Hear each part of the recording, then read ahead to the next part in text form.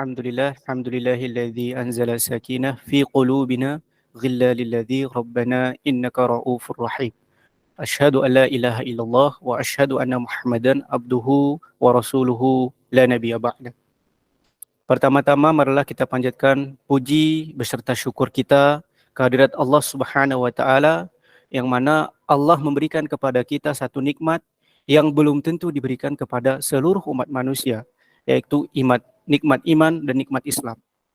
Maka sejatinya dengan nikmat iman dan nikmat Islam yang Allah berikan, mari senantiasa kita memupuknya, mari kita senantiasa merawatnya, tentunya dengan memperbanyak ilmu kita. Selawat berikan salam juga marilah senantiasa kita sampaikan kepada pangkuan Nabi besar Muhammad Mustafa Rasulullah Sallallahu Alaihi Wasallam, yang mana Nabi Muhammad pun jika kita melihat sirah perjalanan dakwahnya, ya, Rasulullah itu berjuang bukan untuk supaya terkenal di kalangan Arab. Rasulullah itu berjuang bukan untuk supaya dia mendapatkan kekuasaan, tetapi Rasulullah Sallallahu Alaihi Wasallam berjuang bagaimana agar syariat agama Allah yang begitu indah ini sampai kepada kita seperti yang kita rasakan pada hari ini. Maka sudah sepatutnya kita terus berselawat, kita terus berdoa, meminta agar Allah memberikan salat dan salamnya kepada baginda Nabi Muhammad Sallallahu Alaihi Wasallam. Nah, mungkin di sini saya akan menyampaikan sedikit ya, berbagi-bagi ilmu gitu ya, karena kalau dikatakan sebagai orang yang alim, nah saya juga sama seperti teman-teman orang yang baru menuntut ilmu, orang yang sedang menuntut ilmu gitu. Ini waktunya berapa menit, moderator? Tergantung ustadznya mau menyampaikan materi. Tergantung ustadznya menyampaikan materinya. Ya. Baik. Baik, di sini saya memang agak sedikit kurang fit ya, qadarullah, sedang tidak enak badan, jadi mohon maaf jika nanti dalam penyampaian materinya itu terdapat kekurangan begitu.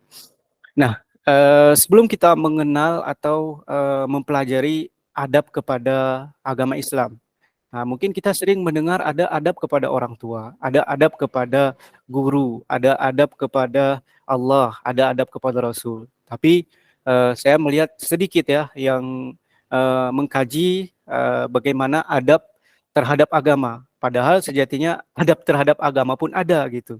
Hal ini dijelaskan di dalam yang di dalam kitab Adabul Insan ya, Adabul Insan fil Islam. Nah, di situ ada beberapa poin yang dijelaskan gitu. Ada adab kepada Allah, ada adab kepada Rasul, dan yang kita kaji pada kesempatan yang berbahagia ini adalah bagaimana adab kita kepada agama.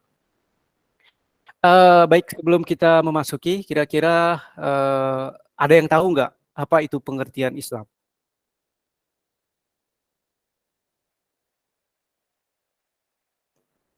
Sebelum kita mengenal adab kan, kita pahami dulu apa itu Islam.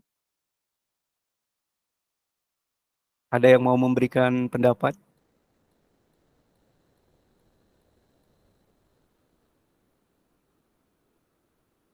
Tidak ada ya? Oke, baik. Saya akan menjelaskan ya. Pengertian Islam ya, menurut bahasa, kata Islam itu berasal dari kata aslama yang berakar dari kata salama, yang merupakan bentuk masdar atau kalimat infinitif dari kata aslama ini. Nah, jadi menurut istilah ya, Islam itu adalah al-Islam, ketundukan kita seorang hamba kepada wahyu Allah begitu, yang diturunkan kepada Nabi dan Rasul, khususnya Nabi Muhammad SAW, guna dijadikan pedoman hidup gitu, aturan Allah yang membimbing umatnya atau manusia, yaitu menuju kepada kebahagiaan dunia dan akhirat. Nah, jadi untuk mendapatkan kebahagiaan di akhirat ya, itu adalah bagaimana kita berislam ya secara sempurna. Jadi kalau kita tidak berislam secara sempurna, kita tidak memahami Islam secara kafah sebagaimana diperintahkan di dalam Al-Qur'an, ya. Ya ayyuhalladzina amanu dukhulu fis-silmi kaffah. Wahai orang-orang yang beriman, hendaklah kamu beragama Islam secara kafah. Nah, lalu apa makna kafah? Makna kafah itu adalah kita berislam secara sempurna. Tidak mengambil sebagian dari syariat, apa yang kita suka misalnya. Kita ambil apa yang menurut kita, oh ini kurang cocok nih, kurang pas nih. Padahal sudah jelas hukum syariatnya begitu ya. Tapi kita mengingkari itu. Nah ini bisa dikatakan kita belum berislam secara sempurna begitu. Contoh kecil misalnya di dalam kehidupan kita. Kita mengambil puasa, misalnya hukum puasa itu wajib, hukum meminum khamar itu haram. Tapi ketika sesuatu yang menyangkut dengan nafsu kita, misalnya uh, adanya hubungan terlarang ya antara dua orang tanpa ada ikatan, atau bahasa sekarangnya dikenal dengan misalnya pacaran gitu. Nah ini artinya kita belum mengambil syariat itu secara sempurna. Padahal jelas agama Islam menyuruh kita untuk berislam secara kafah. Artinya ketika ada satu syariat yang memerintahkan kita seperti ini, atau syariat memerintahkan kita misalnya menjaga sholat begitu kan. Terus itu saja yang kita tinggal lakukan. Sementara yang masih kita sukai misalnya itu masih kita lakukan. Sementara di dalam syariat misalnya dilarang. Ini adalah kita belum berislam secara sempurna. Nah, perlu kita ketahui bahwa di dalam Islam itu ada dua istilah yang tidak asing lagi bagi kita begitu ya. Adalah Islam, yang kedua itu adalah Muslim. Ya, jadi jangan terbalik nih. Islam itu apa? Muslim itu apa? Muslim itu adalah orang yang memeluk agama Islam. Sementara Islam itu adalah keyakinannya, milahnya, jalan hidupnya begitu. Gitu. Nah, sebelum kita juga mengkaji adab-adab kepada agama, perlu kita ketahui dalam sejarah bahwa agama Islam itu, ya, agama, ya, ataupun jalan hidup, keyakinan kita, ya, itu adalah agama Islam pernah berkuasa lama gitu. Jadi sejarah membuktikan bahwa agama Islam dulunya pernah berjaya. Kira-kira ada yang tahu nggak berapa abad Islam pernah berjaya?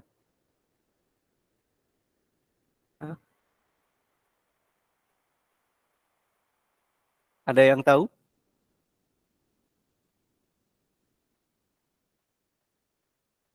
Belum ada ya.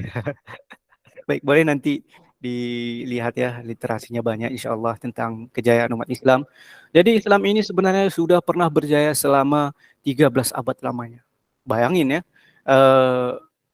Islam itu pernah menguasai hampir 2/3 dunia. Udah berjayanya 13 abad, kemudian Islam juga pernah menguasai dunia hampir 2/3 dunia. Jadi artinya agama Islam ini adalah agama yang memang berkuasa lama. Dan coba kita lihat sejarah. Ketika agama Islam yang berkuasa, ketika agama Islam yang memimpin begitu, bisa kita lihat jarang ada kita mendengar kisah-kisah ada umat umat yang beragama lain itu terzolimi. Itulah hebatnya Islam gitu. Itulah luar biasanya Islam.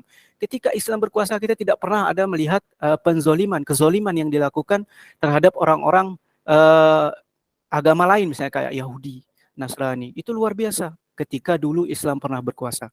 Nah tentu itu semua punya rahasia gitu. Kok bisa gitu? Kenapa bisa gitu? Dulu Islam itu berkuasanya itu sangat lama sekali.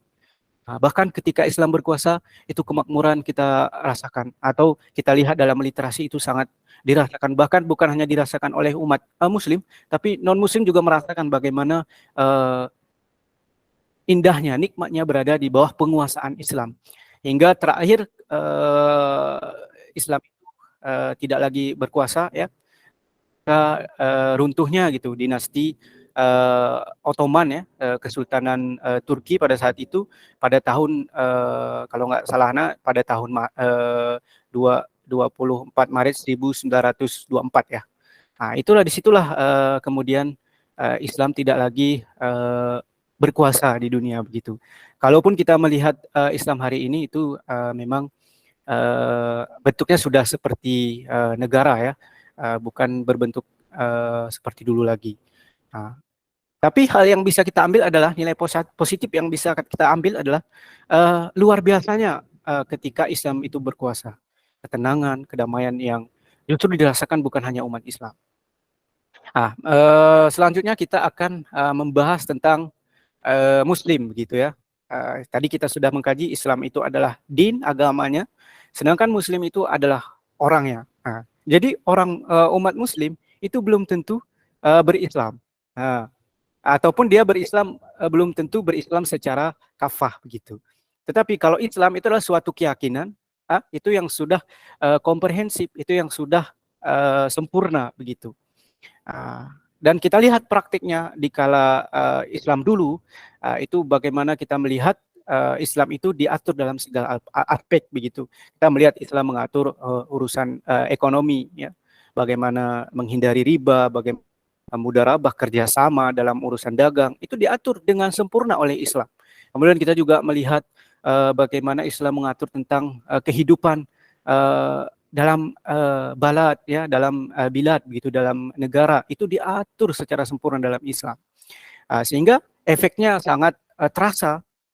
Karena kan ketika kita berbicara misalnya tentang logika nih, kenapa bisa ketika seseorang berislam secara kafah dia mendapatkan kesempurnaan? Karena kalau kita istilahkan ya, kayak sesuatu yang dibuat dari pabrik, misalnya ini HP, misalnya satu HP dibuat dari pabrik, kemudian tidak dijalankan sesuai dengan bagaimana semestinya pabrik inginkan, misalnya, itu akan mengalami kerusakan. Tetapi kalau seandainya dijalankan sesuai dengan perintah pabrik inginkan, itu akan mendapatkan ya lebih awet, lebih tahan lama begitu. Nah, kita juga ternyata seperti itu gitu. Islam, Allah sudah memberikan satu aturan yang konkret begitu. Nah, tinggal kita ini, apakah kita mau berislam secara sempurna, maka ikuti, maka insya Allah kita akan mendapatkan ketenangan, kemudian urusan dunia akan Allah kumpulkan, ya. Karena otomatis ketika kita sudah berislam secara sempurna, tujuan kita bukan lagi hanya sebatas dunia, tetapi bagaimana kita mengejar akhirat dengan tidak melupakan wasilah dunia begitu. Kalau kata seorang sahabat itu, bagaimana konsep menanggapi dunia yang benar begitu. Maka letak dunia itu letakkan di tanganmu, katanya. Jangan di hatimu. Maka artinya ketika kita berislam secara sempurna, kita tidak dilarang kaya, tidak ada satupun larangan, dilarang menjadi orang kaya. Tetapi justru nikmat yang paling besar itu, nikmat yang paling luar biasa itu adalah ketika harta itu dikelola oleh orang-orang beriman. Kenapa harta dikelola oleh orang-orang beriman dia akan menjadi sesuatu hal yang baik? Karena otomatis orang yang punya iman, ya, orang yang punya keislaman yang matang, maka kekayaan yang dia punya pasti akan diarahkan kepada sesuatu yang sifatnya Islam, sesuatu yang bersifat dakwah, misalnya, sesuatu yang bersifat pendidikan Islam yang lebih baik begitu. Makanya kita juga dituntut di zaman ini begitu, bagaimana menjadi seorang pribadi Muslim yang juga tidak lupakan dunia, tetapi jangan juga sampai meletakkan dunia di hati kita. Nah, ini yang harus kita pahami. Kemudian kita sudah mengkaji Islam dan Muslim. Sekarang kita akan membahas tentang apa saja sebenarnya adab seorang Muslim kepada agamanya. Yang pertama, ya, menyadari akan pentingnya agama. Jadi kita sebagai Muslim itu harus menyadari bahwa agama itu, ya, itu sangat penting. Karena itu adalah sumber kekuatan kita. Nah, ketika kita berislam secara sempurna, ketika kita mengamalkan nilai-nilai Islam, maka maqasid syariah, ya, kita melihat efeknya itu akan menyeluruh begitu. Bagaimana juga orang bisa terlindungi, bagaimana juga kemuliaan wanita terlindungi. Itu ketika kita menerapkan Islam di dalam kehidupan kita. Tetapi berbeda halnya ketika kita lupa. Kita merasa hebat nih. Saya punya cara sendiri nih di luar Islam. Nah, ini biasanya seperti ini akan mendapatkan kerusakan. Kalau dia jauh terhadap agamanya, sangat begitu jauh, maka dia akan mendapatkan masalah yang terus bertubi-tubi, yang terus ada datang. Sebagaimana hal ini pun dijelaskan di dalam Al-Quran. Waman a'rada an dzikri fa inna lahu ma'isyatan dhanka. Ya, barang siapa yang berpaling dari agama Allah, ini artinya kita berpaling dari Allah. Nah, di sini ulama menafsirkan itu maksud dari az-zikir di situ adalah pedoman hidup atau Al-Quran begitu. Nah, ketika kita di dalam hidup tidak lagi mengambil Al-Quran, mengambil hadis di dalam berkehidupan, maka kita akan mendapatkan ma'isyatan dongka. Kita akan mendapatkan kehidupan yang begitu sempit. Kalau dia individu, maka dia akan menjadi individu yang tidak menemukan solusi di dalam kehidupannya. Kalau ada pun solusi, solusi yang sifatnya fana, fata morgana. Tetapi ketika dia berislam secara sempurna, berislam secara benar, dan dia menyadari akan pentingnya agama, maka insya Allah kehidupannya akan diatur, kehidupannya akan terjalankan dalam kebaikan gitu. Walaupun memang nanti ada juga ujiannya gitu. Jadi memegang agama Islam ini juga di satu sisi memang ada kemudahan, di sisi lain tentu ada ujiannya gitu. Apalagi di sebuah hadis dijelaskan kan bahwa di akhir zaman itu orang-orang yang memegang kuat agamanya itu seperti memegang bara api gitu. Nah, hal ini juga tidak bisa kita nafikan ya ketika sudah berada di akhir zaman gitu ya. Maka memegang Islam itu seperti memegang bara api gitu. Ketika kita berislam secara sempurna, kadang-kadang nggak dianggap asik lagi gitu kan. Ketika kita memegang Islam secara sempurna, kita terkadang dijauhi oleh teman-teman kita. Nah, jangan salah teman-teman, terkadang memang bisa saja itu ujian daripada Allah Subhanahu wa taala sehingga menjadikan kita manusia yang lebih dekat kepada Allah. Jadi di satu sisi Islam memberikan solusi bagi kehidupan, di satu sisi juga ada pembuktian dari diri kita. Nah, jadi ketika teman-teman hijrah misalnya atau teman-teman sudah menuntut ilmu, pasti itu tidak lepas dari ujian-ujian yang akan teman-teman hadapi gitu. Entah ujian dari teman-teman, teman-teman lainnya, entah ujian dari lingkungan, ya itu pasti akan dilalui gitu. Nah, ini adalah pembuktian bagi seseorang yang beriman. Nah, maka ini dia adabnya yang pertama. Kita harus menyadari bahwa kita penting berpegang kepada agama. Nah, ini adab bagi seseorang yang beragama begitu.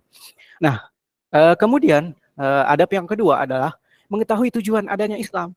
Ya, jadi Islam ini bukan hanya sekedar ada, bukan hanya sekedar sebatas kajian misalnya kan, tidak. Tetapi setelah kita mengetahui nilai-nilai Islam, maka kita diperintahkan mengamalkan nilai-nilai Islam tersebut, gitu. Makanya ada hadis juga misalnya menyebutkan kepada kita badiru bil amal gitu ya. Bersegeralah kamu beramal. Maksud dari ini apa? Artinya ketika kita mendapatkan satu ilmu dari Islam, maka jangan kita tinggalkan, jangan ditunda-tunda pengamalannya gitu. Kalau bisa kita sudah tahu ilmunya, segera diamalkan. Gitu. Jadi kita harus mengetahui bahwa adanya tujuan Islam adalah membersihkan ruh dan akal dari menyembah kepada selain Allah. Jadi tujuan daripada Islam ini adalah bagaimana kita menyembah dengan akal, dengan ruh kepada Allah dan meninggalkan kepada selain Allah. Makanya kita di dalam Islam dilarang bertatayur, misalnya kan, menganggap satu misalnya kalau zaman sekarang yang banyak diyakini gitu ya, kalau nabrak kucing misalnya kan, tiba-tiba dapat sial. Ini contoh bertatayur, dosa tiara. Ini termasuk ke dalam syirik. Jadi adanya Islam yang pertama adalah membersihkan ruh dan akal kita dari menyembah kepada selain Allah. Jadi kita memang benar-benar berpatokan kepada Allah gitu. Kita yakini bahwa tidak ada satupun mudarat yang menimpa kita, tidak ada satupun masalah yang menimpa kita kecuali itu dengan izin Allah. Andaikan jin, malaikat, semua bersatu, tidak akan pernah bisa memudaratkan kita. Namun sebaliknya, kita meyakini bahwa ketika Allah hendak memudaratkan kita, maka kepada siapapun kita meminta tolong, tidak akan pernah bisa selesai. Tidak akan pernah bisa menjadi solusi ketika Allah sudah menimpakan kemudaratan kepada dirinya. Ini adalah salah satu bentuk dari memahami bahwa menyembah kepada selain Allah itu artinya kita meyakini tidak ada satupun mudarat yang menimpa manusia, tidak ada satupun masalah yang menimpa manusia kecuali itu adalah atas izin Allah.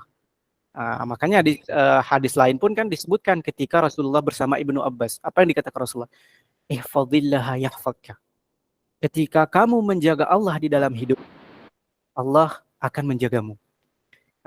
Contoh daripada penjagaan Allah seperti apa?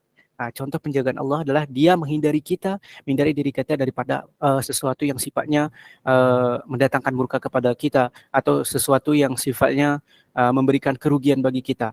Kalau kita sudah berkeyakinan bahwa Allah yang menjadi tempat bergantung kita, inilah salah satu konsep daripada tauhid itu ya. Tentunya dengan kita mengenal lebih dalam ya tentang sifat Allah, kemudian tentang rububiyah, uluhiyahnya begitu ya, asma wa sifat. Nah, ini contohnya. Kemudian yang pertama membersihkan ruh dan akal dari menyembah kepada selain Allah. Yang kedua, ya, tujuan adanya agama, adanya Islam, memperbaiki hati manusia dengan amal yang baik dan niat yang ikhlas dalam kebaikan, dalam ibadah mahdhah dan ibadah ghairu mahdhah. Artinya baik itu ibadah yang dijalankan kepada Allah ya maupun ibadah yang dijalankan kepada sesama manusia. Makanya kita di dalam berislam kita tidak hanya dituntut menjadi seorang pribadi yang soleh, tidak hanya seperti itu, tapi Islam mengajarkan kita adanya dakwah misalnya. Kita tidak membiarkan orang lain terjumus kepada kesalahan. Ini adalah bentuk hablum minan nas kita kepada manusia lainnya. Jadi seorang yang berislam itu tidak hanya mengurusi ibadahnya pribadi, tidak hanya mengurusi kesolehannya sendiri, tapi dia juga harus peduli dengan keadaan di sekitarnya begitu. Itu harus diyakini. Sehingga kita menjadi pribadi muslim yang tidak lupa dengan kondisi sosial, dengan masyarakat kita. Karena kalau seandainya ada adab saja, Allah datangkan adabnya kepada kita, ya, itu atau kepada satu daerah misalnya, itu akan dirasakan oleh semua orang. Inilah kenapa di sini dikatakan harus peduli juga terhadap ghairu mahdhah, harus peduli juga terhadap ibadah yang mahdhah, harus peduli juga kita terhadap sesuatu yang hubungannya dengan Allah, ketauhidan, keimanan, ketaatan. Dan juga kita tidak boleh lupa dengan kondisi di lingkungan kita. Ini juga harus menjadi perhatian kita sehingga menjadi muslim yang lebih ideal begitu. Kemudian yang ketiga ya, kita harus menjalankan syariat Islam dengan sempurna. Jadi adab kita kepada agama juga diajarkan kita harus menjalankan syariat Islam. Misalnya apa aja syariat Islam misalnya kan, bagaimana Islam mengatur tadi. Itu harus kita perhatikan. Ya, makanya di sini disebutkan likulli ja'alna minkum syir'atan wa minhaja. Ya, untuk tiap-tiap umat di antara kalian, di antara kamu, ya, kami berikan aturan dan jalan yang terang. Ini dijelaskan di dalam Quran surah Al-Maidah, Quran surah Al-Maidah ayat 48. Jadi setiap umat itu sudah Allah berikan aturannya gitu. Dan Islam adalah sebagai penyempurna. Kalau ada syariat-syariat terdahulu misalnya dilakukan oleh nabi-nabi terdahulu, maka hari ini Islam itu sebagai penyempurna dari ajaran-ajaran yang dulu. Makanya kita tidak setuju dengan jika ada orang yang mengatakan, wah semua agama itu misalnya adalah satu hal yang benar gitu. Oke, kalau dilihat dari pemeluknya, tetapi kalau kita sebagai pribadi muslim, tetap kita punya aturan bagaimana melihat agama lain. Walaupun agama itu pernah turun, tetapi bagaimana sejarah, bagaimana Allah menyebutkan bahwa mereka sudah tidak lagi menjalankan sebagaimana mestinya. Banyak mereka yang menjual ayat-ayat Allah menjadi murah, begitu kan? Menjual aturan-aturan yang menjadi murah, sehingga inilah dikatakan sebagai ulama-ulama yang begitu, ulama-ulama yang menyeru kepada Jahannam. Kalau di Islam, kalau di luar Islam jelas kita sudah meyakini dalam agama kita bahwa inna dina indallahil Islam, bahwa agama di sisi Allah itu hanyalah agama Islam. Jadi yang ketiga tadi apa? Kita harus menjalankan syariat Islam. Jangan setengah-setengah nih kita berislamnya. Terus menuntut ilmu, terus belajar ya. Kita juga diperintahkan al-ilmu qabla qawli wal amal ya, sebelum kita beramal, sebelum kita berkata, coba kita ilmui, kita belajar lebih dalam lagi untuk menjalankan syariat Islam. Jadi ketika kita sudah mengatakan saya menjalankan syariat Islam, maka kita tidak boleh lupa di samping menjalankan syariat Islam ada perintah utlubul ilmi fardhatun ala kulli muslimin. Jangan kita menafikan gitu ketika kita sudah mengatakan saya ingin menjalankan syariat Islam secara sempurna, maka kita juga harus belajar. Makanya Rasulullah menyebutkan kata faridah ala kulli muslimin, sebagai setiap muslim itu kita diperintahkan. Jadi bagaimana kita bisa menjalankan syariat secara sempurna kalau kita tidak mau menuntut ilmu? Tentunya dengan banyak membaca buku dan banyak berguru kepada para orang-orang alim gitu ya. Itu yang ketiga gitu, menjalankan syariatnya secara sempurna. Kemudian adab seorang muslim kepada agamanya adalah dia berdakwah. Nah, jadi kita diperintahkan sebagai seorang muslim, kita juga harus berdakwah. Sebagaimana dikatakan, kuntum khaira ummah ukhrijat lin-nasi ta'muruna bil ma'ruf wa tanhauna 'anil munkar. Ya, kamu umat Islam adalah umat terbaik yang dilahirkan untuk manusia karena kamu menyuruh kepada berbuat yang ma'ruf dan mencegah daripada perbuatan yang munkar. Nah, jadi adab kita selanjutnya kepada agama adalah kita tidak melupakan dakwah. Nah, tentu dengan porsi kita masing-masing ya. Tidak berdakwah misalnya kita masih baru belajar ya, tapi kita sudah membawa bab-bab tahzir ya, tahzir kepada ini Ustadz pula nih kurang bagus nih.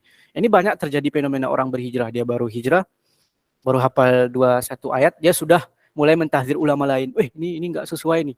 Ini enggak sesuai nih. Padahal kita tidak tahu bagaimana pendekatan ulama tersebut. Makanya di dalam berdakwah ini pun kita harus paham nih porsi sebagai penuntut ilmu yang ilmunya masih sedikit dengan porsi-porsi ulama begitu. Jangan kita mengambil peran-peran ulama. Tetapi kita mengambil peran kita misalnya apa nih? Sederhananya misalnya kita punya teman yang enggak sholat. Itu kan dakwah yang sederhana. Kita mengajak dia untuk sholat misalnya. Kita ingatkan dia tentunya dengan adab-adab, dengan hikmah, dengan mau'izah gitu ya. Dengan pelajaran.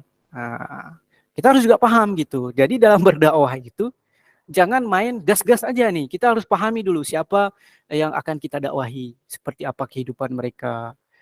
Sehingga ketika kita paham itu, karena dakwah itu sama seperti kita menghidangkan makanan gitu. Ya, ketika kita menghidangkan dalam kondisi tangan kita kotor, lokasinya itu kotor gitu kan. Maka orang belum tentu bisa menerima dakwah kita, walaupun dakwah apa yang kita sampaikan itu benar. Makanya dalam adab berdakwah itu kita juga dituntut gitu, bagaimana berdakwah dengan cara yang lembut, mau'izah, kita pahami kondisi sosial, sehingga dakwah kita lebih mudah diterima. Nah inilah yang harus kita lakukan sebagai orang-orang yang belajar, yang menuntut ilmu gitu. Bagaimana teknik dan cara berdakwah, dan Allah pun sudah memberikan kepada kita contoh, wa mau'izatil hasanah, ya, kemudian mendebat dengan cara yang baik begitu. Ini harus kita pahami. Sehingga tujuan kita menjadi orang yang beradab kepada agama tidak salah kaprah dalam praktiknya gitu. Jadi itu dia yang keempat, bagaimana kita peduli bahwa agama, adab kita ke agama adalah mengajarkan kita melek dengan yang namanya dakwah. Apa itu dakwah? Itu tadi kita menyeru orang dengan cara ke jalan Allah. Kita menyeru orang ke jalan Allah. Itu adalah dakwah. Orang yang belum sholat, kita ajak sholat. Orang yang kebiasaannya minum khamar, misalnya kita ajak untuk berhenti dari khamar. Orang yang auratnya masih terlihat, kita nasihati secara pelan-pelan. Kita ajak secara pelan-pelan untuk kemudian memahami dakwah kita. Gitu. Sehingga dakwah kita lebih diterima. Ini kadang-kadang kita banyak mendapati kasus sosial gitu ya. Baru ngaji beberapa ayat ya, baru ngaji beberapa hadis, tapi kadang-kadang udah berani mendebat orang tua. Akhirnya apa? Ini yang banyak terjadi. Ketika orang berhijrah, dia tidak memberikan suasana yang nyaman, tentram kepada sekitarnya, tetapi orang justru malah takut dengan hijrahnya dia. Ini banyak terjadi ketika salah dalam menempatkan penyampaian gitu. Makanya dalam berdakwah pun lagi-lagi ada ilmunya, ada caranya gitu. Jadi adab kita selanjutnya adalah berdakwah. Kemudian adab selanjutnya adalah kita itu bersatu. Bersatu. Wa'tasimu bihablillahi jami'an. Maka berpegang teguhlah kamu kepada tali agama Allah dan jangan wala tafarraqu, dan janganlah kamu bercerai-berai. Hari ini mungkin coba kita lihat kenapa hari ini kita umat Islam ya banyak tertinggal dengan umat-umat yang lain ya. Kalau secara teknologi coba kita lihat, umat yang lain itu sudah bicara gimana perkembangan teknologi, gimana perkembangan zaman ya, bagaimana teknik menjadi kita menguasai ekonomi satu daerah misalnya, itu sudah ke sana. Tetapi kita kadang-kadang masih sibuk dengan perkara-perkara yang itu sudah dikaji oleh para ulama terdahulu, sehingga kita semakin lalai, kita semakin berpecah gitu. Ini kalau bisa jangan kita lakukan, tetapi diperintahkan wa'tasimu bihablillahi jami'an. Berpegang teguh kepada agama Allah, sebagaimana kita yakini adalah berpegang teguh dalam ahlus sunnah wal jamaah. Ahlus sunnah wal jamaah gitu. Jadi ahlus sunnah wal jamaah ini kalau kita pahami itu ada 3 gitu ya. Ahlussunnah wal Jamaah itu yang pertama ada akidah Atsariyah, yang kedua ada Asy'ariyah, yang ketiga ada Maturidiyah. Itu masih dalam koridor Ahlussunnah wal Jamaah. Nah, ini harus kita pahami gitu, sehingga kita bisa bersatu. Ketika kita paham tentang satu keyakinan, dengan kita memegang prinsip dengan keyakinan kita, maka tidak ada lagi semacam kesalahpahaman atau kita sibuk perkara-perkara yang menyebabkan kita lupa dengan tujuan adanya agama, arah agama ini, dan bagaimana sejarah membuktikan kuatnya Islam ini adalah karena persatuannya gitu, karena persatuannya. Kemudian yang terakhir ya, yang terakhir yaitu adalah bagaimana kita istiqomah di dalam agama. Jadi ketika kita sudah memegang agama Islam ini, jadi setelah kita memegang agama Islam ini, innal ladzina qalu rabbunallah tsumma istaqamu. Sesungguhnya orang-orang yang mengatakan, ya Rabb kami adalah Allah. Kemudian mereka istiqomah. Jadi kita setelah yakin dengan tauhid kita, yakin dengan keislaman kita, kita terus belajar menuntut ilmu. Maka kita jangan sampai tidak istiqomah di dalam agama. Terus istiqomah. Terus kita jaga iman kita, jaga Islam kita agar tidak down gitu. Walaupun nanti pada perjalanannya terkadang kita mengalami futur gitu kan. Rasa di mana iman kita down. Tetapi kita bagaimana juga tetap menjaga. Walaupun iman kita down, bagaimana kita tetap bertakwa kepada Allah. Ittaqillaha mastata'tum gitu. Bertakwalah kepada Allah mastata'tum sebagaimana kita sanggup gitu kan. Sanggupnya seperti apa? Yaitu tadi kita bertakwa kepada Allah seperti apa yang sudah diperintahkan. Nah, ini dia yang keenam, yaitu kita istiqomah di dalam agama kita. Nah, oke, mungkin itu sedikit tentang adab-adab terhadap agama ya.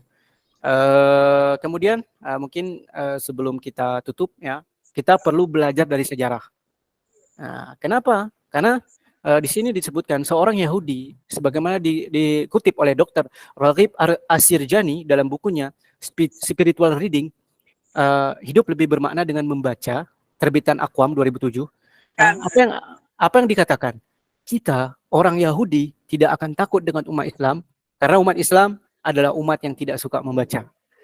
Jadi mereka tidak akan pernah takut dengan umat Islam. Ya, dikatakan oleh Dr. Raghib Asirjani, tidak pernah akan takut ketika kita malas membaca. Nah, salah satunya adalah ketika kita membaca sejarah. Allah itu kan mengulang sejarah itu. Maka kita harus membaca sejarah. Kita harus lihat, Islam dulu pernah bersatu nih, Islam dulu pernah kuat nih. Di mana sebenarnya letak kuncinya gitu. Sehingga umat-umat yang lain takut dengan Islam. Takut dalam arti bukan negatif ya, tetapi takut untuk menghancurkan gitu. Adalah ketika kita lihat persatuannya luar biasa. Kemudian persoalan-persoalan khilafiyah puru tidak ada sebesar sekarang ini kita lihat. Ya, bahkan kadang-kadang ulama yang paling tinggi ya, ulama tertinggi dari satu mazhab itu masih bisa duduk bersama gitu. Antara yang misalnya yang kunut dengan tidak kunut ya kan, antara Imam Syafi'i dengan Imam Ahmad bin Hanbal itu masih bisa duduk bersama. Kenapa hari ini banyak orang yang masih memperdebatkan hal-hal seperti ini? Ini adalah satu hal yang sebenarnya melalaikan kita dari memikirkan tentang persatuan umat gitu. Jadi itu dia ada beberapa poin yang perlu kita pahami ya, bagaimana adab kita kepada agama Islam ini gitu. Sehingga kalau kita analogikan gitu ya, contoh misalnya ada orang yang beradab baik kepada gurunya, yang beradab baik kepada orang tuanya, maka efek apa yang dirasakan? Maka orang tuanya, gurunya akan memprioritaskan dia, akan berlaku baik juga kepada dia. Nah, begitu juga dengan agama tadi. Ketika kita kembali beradab dengan agama kita, maka agama akan memberikan efek yang baik bagi kehidupan kita. Agama akan memperlakukan kita dengan baik, menjadi orang-orang yang dirahmati, yang dicintai oleh Allah Subhanahu wa taala begitu. Mungkin hanya ini yang dapat kami sampaikan ya. Mohon maaf atas segala kesilapan dan kekurangannya ya. Karena kita sama-sama masih belajar ya. Kalau ada yang salah nanti boleh diingatkan kami gitu ya. Boleh disampaikan ke adminnya misalnya nih. Karena kan adab menegur itu juga ada gitu. Bukan di khalayak ramai tapi di belakang gitu kan, ketika sudah duduk bersama, sehingga itu bisa diperbaiki gitu. Ini yang dapat kami sampaikan. Kami kembalikan ke moderator. Khair, Masya Allah, Tabarakallah, Jazakumullah khair atas penyampaian materi yang telah disampaikan. Acara selanjutnya adalah sesi tanya jawab. Tafadhol teman-teman, jika ada yang dipertanyakan, bisa lewat chat meet, dibatasi 3 pertanyaan.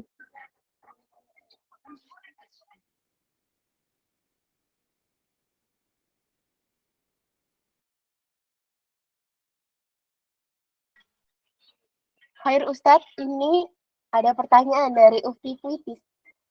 Saya pernah mimpi ada seseorang yang sakit karena sihir. Dan di situ saya dapat ilmu dari seseorang untuk membacakan Bismillah 100 kali. Dan ternyata sembuh. Setelah saya bangun tidur, langsung saya cari dalam ceramah Habib Abdul Qadir Ba'abud. Ternyata memang benar manfaatnya seperti itu. Apa maksud mimpi saya? Apa itu ilmu laduni? Tafadhol Ustaz, Anda persilakan untuk menjawabnya. Tadi gimana tadi? Coba bisa apa mimpinya tadi? Ada seseorang yang sakit karena sihir. Dan di situ saya dapat ilmu dari seseorang untuk membacakan Bismillah 100 kali. Dan ternyata sembuh. Setelah saya bangun tidur, langsung saya cari. Dalam ceramah Habib Abdul Qadir Ba'abud, ternyata memang benar manfaatnya seperti itu. Apa maksud saya? Apakah itu ilmu laduni, Ustaz? Tafadhol, Anda silakan. Aduh, kalau masalah ilmu laduni ya, Ana belum pernah mengkaji lebih dalam. Jadi saya masih fakir dalam urusan laduni. Tapi ada memang ilmu-ilmu yang datang dari sisi Allah gitu. Ilmu yang diberikan Allah kepada akal manusia. Misal contoh nih, ada satu hukum misalnya kan. Terus ternyata setelah dilakukan ada hikmah. Itu adalah ilmu yang kita dapatkan dari akal. Makanya ketika kita berbicara tentang persoalan-persoalan agama itu banyak yang nyambung dengan akal gitu. Misalnya contoh kenapa proses penciptaan manusia atau ketika agama menceritakan bahwa Nabi Firaun itu pernah di ditenggelamkan gitu. Ini adalah contoh-contoh yang secara Al-Qur'an mungkin kita tidak kita tidak mendapatkan satu bukti yang jelas. Tapi ketika kita lihat, ternyata banyak penelitian yang melakukan penelitian dan itu benar gitu bahwa didapatkan garam dari uh, Firaun ini setelah diteliti ada zat garam di dalam dirinya. Itu adalah hikmah. Kenapa? Apa hikmahnya gitu? Kenapa Allah ingin selamatkan lagi? Ini adalah untuk Ini untuk pembelajaran bagi kita semua sehingga menambah kita dengan ketaatan. Nah, contoh seperti itu tadi. Memang kalau kita kaji keutamaan bismillah itu kan tidak ada yang bertentangan. Banyak memang keutamaan bismillah. Ketika kita melakukan segala sesuatu dikatakan bismillah itu adalah diawali dengan bismillah. Barokahnya satu kegiatan misalnya kan. Terus misalnya Bismillah itu pernah diteliti juga kan, ketika dibacakan, ini penelitiannya di Jepang kalau Anda nggak salah, ya, itu pernah diteliti. Ternyata ketika air itu dibacakan Bismillah, itu punya bentuk yang berbeda gitu, lebih indah, lebih cantik. Tetapi ketika dikatakan setan, jin, apa kata-kata yang kotor gitu kan, itu bentuk airnya menjadi tidak baik gitu, jadi lebih mengerikan gitu kan. Ini contoh hikmah-hikmah. Jadi ada memang satu hal yang itu bisa jadi hikmah gitu, hikmah yang Allah berikan, Allah kasih petunjuk, kemudian itu dilakukan. Karena dalam mimpi itu perlu kita tahu ada 3 hal dia. Ada 3 sebab. Yang pertama adalah namanya bahasa jiwa. Kalau kita misalnya pengen sepeda ya, terus kita tidur. Kadang-kadang kita suka mimpi naik sepeda gitu. Itu namanya bahasa jiwa. Ada juga yang kedua, itu namanya kabar gembira. Ini kabar mungkin bisa kategori kabar gembira, menunjukkan cara yang baik gitu kan. Ada juga yang ketiga itu dari setan gitu. Makanya kita disunahkan ketika ada mimpi-mimpi buruk, ya kita berdoa minta pertolongan kepada Allah ketika kita sudah bangun gitu.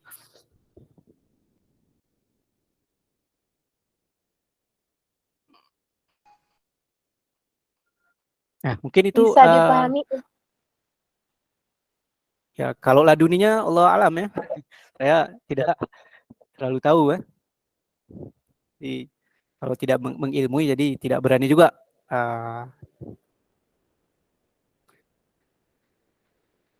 Gitu.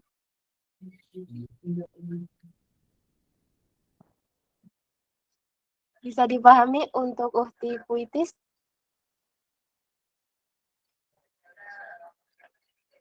Baik, untuk teman-teman yang ingin on meet, Anda persilakan tafadhol untuk 2 orang.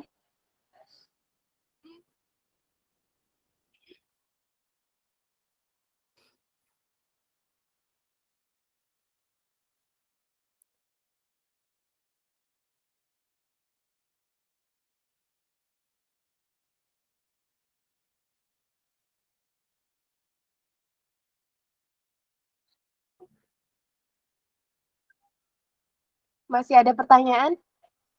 Untuk teman-teman yang ingin ditanyakan, tafadhol.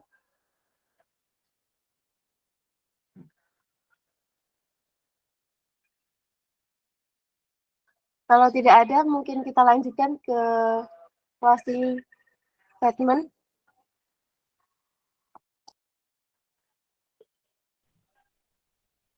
Assalamualaikum warahmatullahi wabarakatuh. Izin bertanya Ustaz. Baik. Pertanyaan saya, bagaimana agar kita selalu berpegang teguh atas dasar agama Islam? Syukran Ustaz. Oke, jadi pertanyaannya apa tadi? Bagaimana kita berpegang teguh dengan agama ya? Nah, Ustaz, nah. Oke, bagaimana kita berpegang teguh terhadap agama? Yang bisa kita lakukan adalah dengan terus mengilmui, terus belajar agama, terus kita mendalami ilmu agama, terus kita menjaga hati kita di atas agama. Tentunya dengan banyak-banyak belajar. Misalnya di mana nih kita kurang tentang agama? Oh, saya di sisi penguatan hati nih belum nih. Dengan sekarang kan banyak sumber-sumber, atau kita punya ustadz, punya guru. Kita sama guru kita, guru, ini gimana ustadz, gimana caranya supaya hati saya terus tenang kan? Karena setiap orang itu kan punya problematikanya masing-masing gitu. Ada orang yang tidak mampu berpegang teguh terhadap agama karena lingkungan. Maka kalau seperti ini kondisinya, kalau dia bisa pindah, maka dia dibolehkan untuk pindah gitu. Kalau seandainya dia berada di situ memudaratkan dirinya terus, karena mungkin berdakwah ilmunya masih kurang, terus didakwahi juga nggak mempan, maka ada dibolehkan gitu kita mencari tempat-tempat di sana banyak orang soleh. Nah, cara yang terbaik yaitu gitu. Kalau kondisinya misalnya kita berada di lingkungan yang tidak baik. Karena kan lingkungan itu juga bisa menjadi faktor antara kuat atau tidaknya iman kita begitu. Kemudian persoalan yang cara yang kedua yang bisa kita lakukan adalah kita senantiasa bermujalah itu solihin gitu. Kita senantiasa duduk dengan majelis orang-orang soleh, kemudian dengan orang-orang alim, sehingga diharapkan dengan banyaknya ilmu yang kita dapat, keimanan kita semakin terus bertambah. Kan ada juga tuh rumusnya. Al-imanu yazdadu bi ta'ah. Iman itu dia akan bertambah dengan ketaatan yang terus kita lakukan, yang terus kita jaga. Wa yanqusu bil ma'siyah, ya. Dia akan turun, dia akan down, itu bisa jadi karena kemaksiatan yang kita lakukan. Jadi coba muhasabah diri, kita lihat diri kita, kesalahan apa yang kita lakukan, kemudian ketaatan apa yang kurang. Itu bisa kita lakukan untuk membuat iman kita semakin kuat. Ya, syukran Ustaz. Atas jawabannya.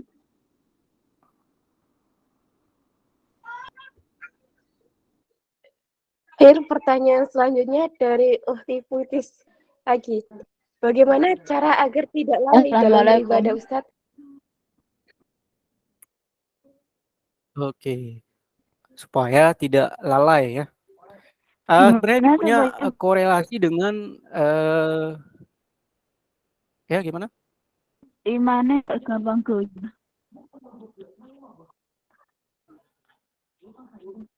Ini suaranya.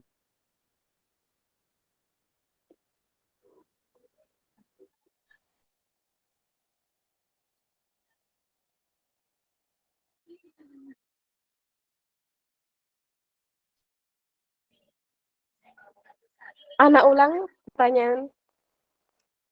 Bagaimana cara agar tidak lalai dalam beribadah, Ustadz?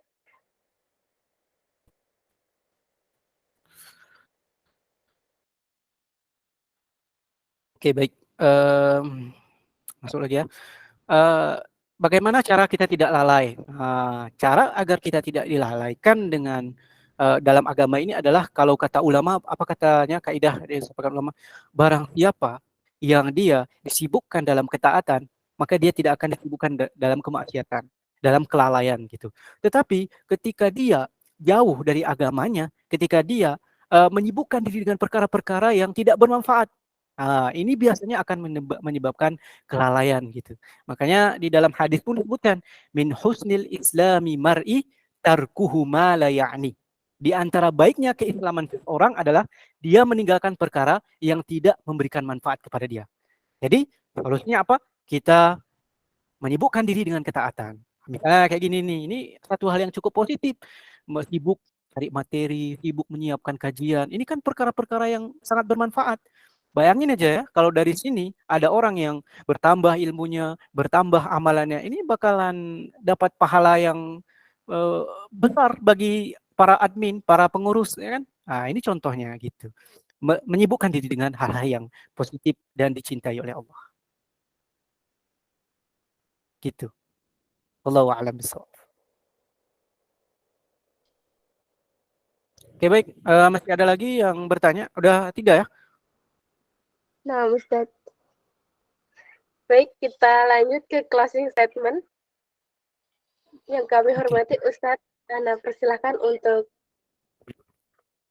menyampaikan closing statement untuk hari ini.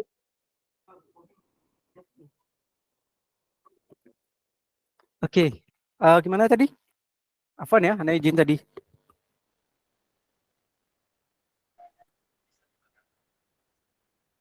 Gimana, moderator?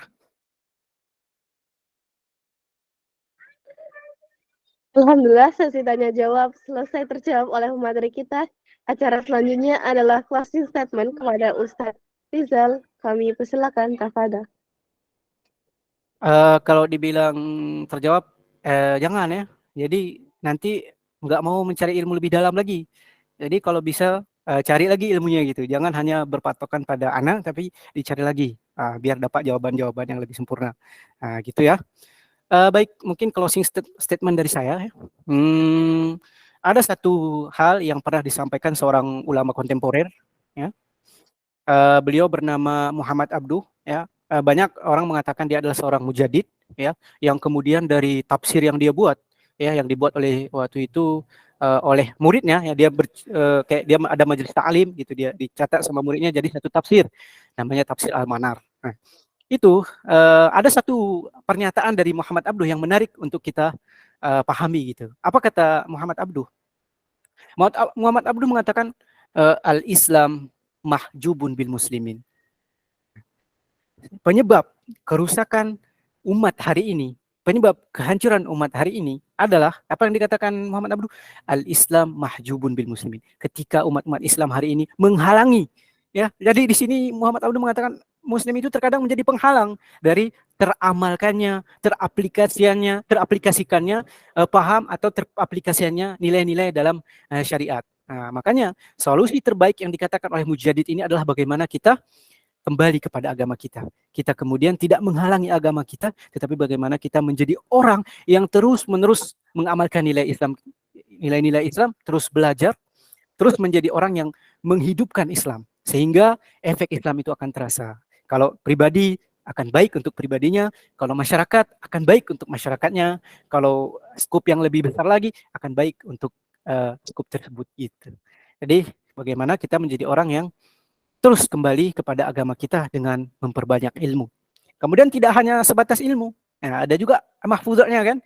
Al-ilmu bila amalin kasajarah bila samarin. Kalau kita punya ilmu nih, tetapi kita nggak amalkan, sama aja. Kalau ibarat pohon itu nggak ada buah gitu, nggak ada manfaatnya. Jadi bagaimana kita menjadi muslim yang tahu Islam dan mengamalkannya, kemudian mendakwahkannya kepada sekitar kita. Mungkin itu yang bisa kami sampaikan. Lebih dan kurang kami mohon maaf. Wallahu a'lam bishawab. Assalamualaikum warahmatullahi wabarakatuh. Waalaikumsalam warahmatullahi wabarakatuh.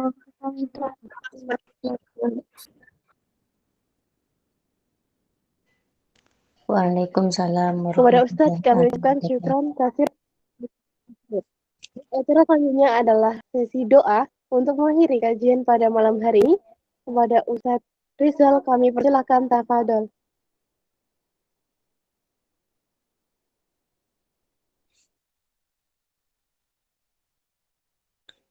Boleh bertanya ya?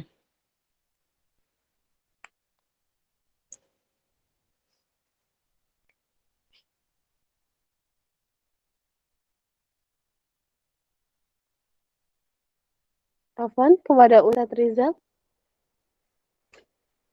Apakah boleh ada mengajukan pertanyaan?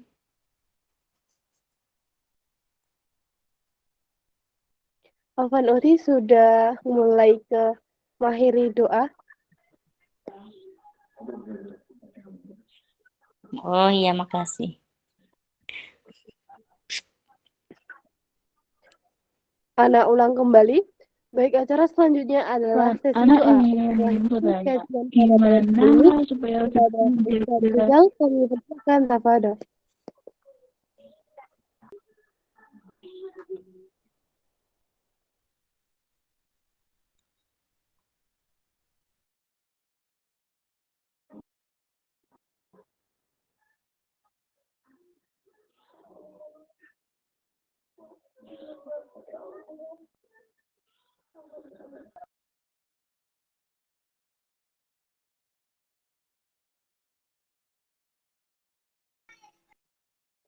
Afwan Ustadz, dengar suara Ana. Afwan Ustadz, Oh mic-nya iya, dimatikan. belum masuk ya. Afwan, salah tekan. Oke, baik. Mari untuk memberkahi acara kita pada hari ini, kita berdoa bersama, meminta kepada Allah Subhanahu wa taala. Mari kita angkat tangan kita. A'udzu billahi minasy syaithanir rajim. Bismillahirrahmanirrahim. Alhamdulillahi rabbil alamin. حمدا شاكرين حمدا ناعمين حمدا يوافي نعمه ويكافئ مزيده يا ربنا لك الحمد كما ينبغي لجلال وجهك الكريم وعظيم سلطانك اللهم صل على سيدنا محمد وعلى آله وأصحابه أجمعين اللهم نور قلوبنا بنور دينك وطهر أعداءنا بنور أفويك ويسر أمورنا بنور توفيقك واستجب دعاءنا بنور رحمتك يا أرحم الراحمين ربنا آتنا في الدنيا حسنة وفي الآخرة حسنة وقينا عذاب النار وصلى الله على سيدنا محمد وعلى آله وأصحابه وسلم سبحان ربك رب العزة عما يصفون وسلام على المرسلين والحمد لله رب العالمين